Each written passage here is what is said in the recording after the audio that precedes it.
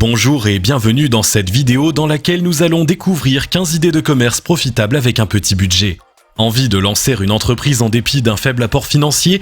Vous serez heureux d'apprendre qu'il n'est nullement nécessaire d'être un magnat de la finance pour créer une compagnie. Même si la plupart des personnes l'ignorent, il existe des moyens de se mettre à son compte avec un petit budget. Petite précision, dans cette vidéo, il ne sera pas question d'entrepreneuriat digital. Pas de copywriting, de rédaction d'e-book ou de dropshipping. L'accent sera mis sur le commerce, c'est-à-dire sur la vente de biens ayant été créés par vos petites mains ou achetés auprès d'un tiers. Si vous résidez dans une zone rurale ou appréciez le contact humain, ces 15 idées de commerce profitables avec un petit budget sont faites pour vous. Attention, vous êtes sur le point de basculer dans un tout autre univers. Mais juste avant, assurez-vous de vous abonner à la chaîne et n'oubliez pas de télécharger votre livre offert pour créer un business sur Internet qui rapporte en cliquant sur le lien dans la description située sous la vidéo. Numéro 1. Mettre sur pied un magasin de dépôt-vente. L'économie circulaire a le vent en poupe. Plus le temps passe, plus le français fait attention à son mode de consommation. Commerce équitable, recyclage des éléments, toutes ces notions guident désormais ses achats. C'est donc tout naturellement qu'il a une appétence particulière pour les dépôts-ventes de vêtements. Un dépôt-vente est un établissement au sein duquel des particuliers ou des entreprises placent des objets dont ils ne veulent plus. En échange d'une commission, le propriétaire de la boutique se chargera alors de les vendre à un tarif fixe. En fonction des marchandises, le dépositaire va encaisser de 20 à 50% du prix final. Si le dépôt-vente sied autant au petit budget, c'est qu'il permet de faire l'impasse sur l'achat d'un stock conséquent. Meubles, vêtements, articles de puériculture, quasiment toutes les catégories d'articles se prêtent au dépôt-vente. Pour des marges bénéficiaires, visez des secteurs de niche tels que la maroquinerie de luxe. Numéro 2. Ouvrir une entreprise de recyclerie. Impossible de faire plus écologique comme compagnie qu'une recyclerie. Dans les locaux de cette entreprise, les particuliers viennent déposer les objets dont ils ne veulent plus. Les agents se chargent alors de séparer les composants et de leur donner une nouvelle vie. Nécessitant une certaine créativité, la recyclerie est une entreprise qui défend les valeurs du réemploi et de la valorisation des déchets. Nécessitant très peu de moyens techniques, elle s'appuie essentiellement sur la matière grise des employés. Entre leurs mains aguerries, une bouteille peut ainsi devenir un magnifique pot de fleurs et un pneu usagé peut donner naissance à un tabouret. Pour les écologistes créatifs, la recyclerie est un concept particulièrement alléchant. Numéro 3. Se lancer dans le e-commerce. Oui, en introduction, il était question de rester à l'écart du digital, néanmoins cette vidéo ne serait pas complète sans une mention, même légère, de l'économie numérique. À ce jour, l'e-commerce reste un moyen incontournable de réduire les coûts de lancement d'une structure. Pas de loyer à payer, pas de salariés à rémunérer, pas de stock de démarrage à constituer dans le cas du dropshipping, et surtout la possibilité de vendre 24 heures sur 24 et 7 jours sur 7. Pour les entrepreneurs frileux, se lancer dans le commerce digital est une option à envisager. Par ailleurs, grâce à l'omniprésence des CMS, il n'est même plus nécessaire de savoir coder. Avec WordPress ou Joomla, même un pur néophyte peut monter sa boutique en ligne de A à Z. Numéro 4. Ouvrir une boutique dédiée à l'artisanat local. 81% des articles achetés par les ménages portent fièrement le label Made in France. Pour 64% des Français, il est plus que jamais nécessaire de défendre le patrimoine national. Face aux attaques sans merci des multinationales étrangères, les populations volent au secours des producteurs locaux. Pourquoi ne pas surfer sur cette vague en ouvrant une boutique centrée sur les artisans français? Selon une étude réalisée par OpinionWay pour le compte de l'agence Insign, les Français consomment en abondance certains produits bleu, blanc, rouge. Les boissons et les aliments. Sur les 1019 personnes interrogées, 94% d'entre elles disent ne consommer que le terroir français. Vin, fromage, charcuterie, il faut dire qu'elles ont de quoi faire avec la gastronomie de l'Hexagone. Les produits de beauté. Sans surprise, le secteur de la cosmétique accapare 89% des résidents bleu, blanc, rouge. Même dans leur salle de bain, les Gaulois restent fidèles à leurs compagnons. Les vêtements et les chaussures, 86% du panel a avoué préférer le savoir-faire français dans les milieux des textiles et de la maroquinerie. Gage de qualité, le label bleu-blanc-rouge est très prisé par les épicuriens.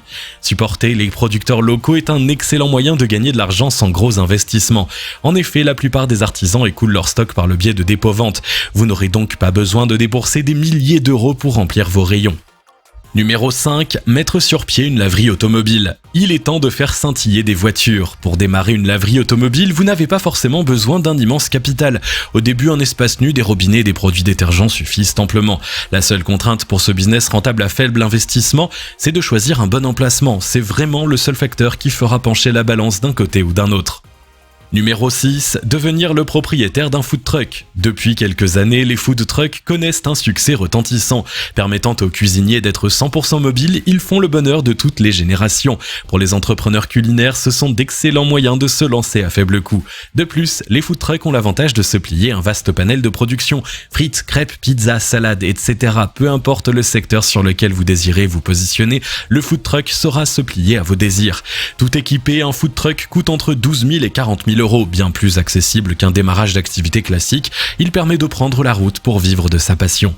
Numéro 7, devenir auteur de romans. Attendez avant de faire la moue, il est question ici d'œuvres littéraires et non d'e-books qui seront vendus à quelques euros. Pour les amoureux de mots, devenir romancier est un excellent moyen de gagner sa vie. Tout ce dont vous aurez besoin, c'est d'un support de rédaction, un ordinateur ou des feuilles blanches et d'une imagination sans limite.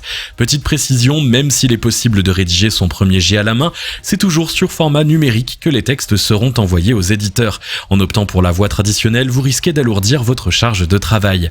Asseyez-vous face à votre écran ou face à votre machine à taper. Fermez les yeux et rêvez. Laissez votre esprit vous conduire dans des mondes jusqu'alors inconnus. Et ensuite, racontez jusqu'à ce que vous puissiez mettre le point final à ce périple. Une fois le manuscrit terminé, vous pourrez soit l'auto-publier, soit confier sa promotion à une maison d'édition. À vous de voir. Numéro 8, vendre sur les marchés. C'est une activité saisonnière qui requiert peu de moyens.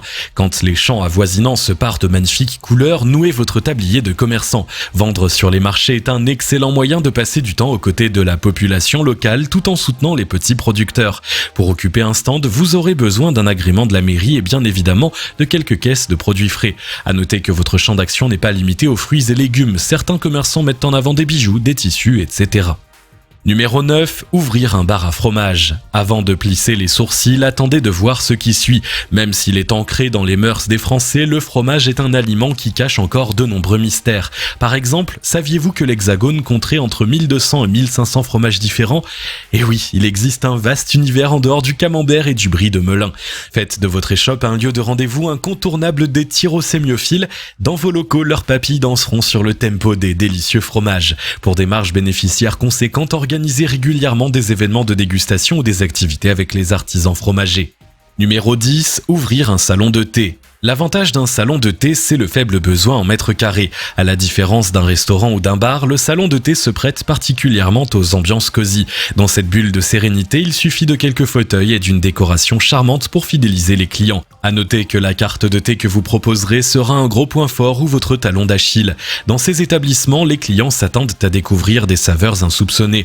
Ils prennent plaisir à humer des parfums d'ailleurs. Surtout, n'essayez pas de leur servir du Lipton ou des produits de la compagnie coloniale. S'ils avaient envie d'en déguster, ils se seraient rendus au magasin du coin. Allez à la découverte de thés originaux, réalisez vous-même vos propres mélanges. Plus vous créerez une note sensorielle particulière, plus votre salon de thé restera ancré dans la mémoire des usagers. Numéro 11, ouvrir un café à chat. Aussi appelé Neko-Café, les cafés à chat sont une tendance forte de ces dernières années. Attention cependant, même si l'établissement ne requiert pas une gastronomie poussée, vous devrez vous plier aux directives du ministère de l'Agriculture. Afin de créer une chaîne de solidarité, la plupart des Neko-Cafés travaillent avec des refuges pour animaux. Dans leurs établissements ne se trouvent que des chats pouvant être adoptés. Pour les félins, vivre dans un café à chat est un moyen de croquer la vie en attendant de trouver un foyer. Pour les humains, c'est une occasion en or de passer du temps à côté de ces animaux princiers et peut-être d'en ramener un chez soi. Numéro 12, créer une librairie de seconde main. Le livre papier a encore de très beaux jours devant lui. Pour un pan de la population, rien ne vaut l'odeur qui se dégage d'une feuille que l'on s'apprête à tourner. Pour l'entrepreneur que vous êtes, créer une librairie de seconde main devrait couler de source. Pensez-y une seconde, aux quatre coins de la France, des livres souffrent de ne pas être lus. Une fois que leurs propriétaires ont fini de les parcourir, ils finissent sur des étagères poussiéreuses ou dans des greniers. Pourquoi ne pas leur donner l'occasion d'aller illuminer la vie d'autres personnes ? En créant une librairie d'occasion, vous assouvirez les fantasmes d'amoureux de lecture sans déployer de gros moyens. Pour un début, lancez un appel d'offres reprenant les codes du dépôt-vente. Les particuliers vous remettent leurs livres et en contrepartie, vous prélevez une commission sur leur prix de vente. Au fil du temps, votre situation économique vous permettra de les acheter sur présentation. Numéro 13, créer une boutique des associations. Le principe est sensiblement le même que pour une échoppe défendant le label Made in France. La seule différence, c'est que tous les produits exposés permettront de financer des associations. Mieux encore, ils auront été conçus par les bénévoles ou les bénéficiaires de ces dernières. Numéro 14, devenir artisan. Que savez-vous faire de vos propres mains? Est-ce que vous êtes un as du tricot? Êtes-vous particulièrement doué pour confectionner des bijoux de perles? Pour celui qui veut se lancer en entrepreneuriat mais dispose de peu de moyens, l'artisanat est une voie en or. Numéro 15, devenir consultant. Tout au long de votre vie, vous avez essuyé bon nombre d'échecs. Aujourd'hui, c'est avec un certain détachement que vous regardez votre passé. Fort de votre expérience, vous êtes désormais en mesure de déceler certains pièges et de les esquiver avec habileté. Que ce soit sur le plan personnel ou professionnel, votre expertise peut en aider plus d'un. Pourquoi ne pas devenir consultant pour des personnes moins expérimentées? Dans ce business nécessitant un faible capital, votre plus gros apport est votre vécu. D'autres sont prêts à payer pour en apprendre et éviter de tomber dans les mêmes pièges que vous. Il est peut-être temps de monétiser votre savoir. Si vous avez aimé cette vidéo, merci de liker, partager, commenter et surtout vous abonner à la chaîne.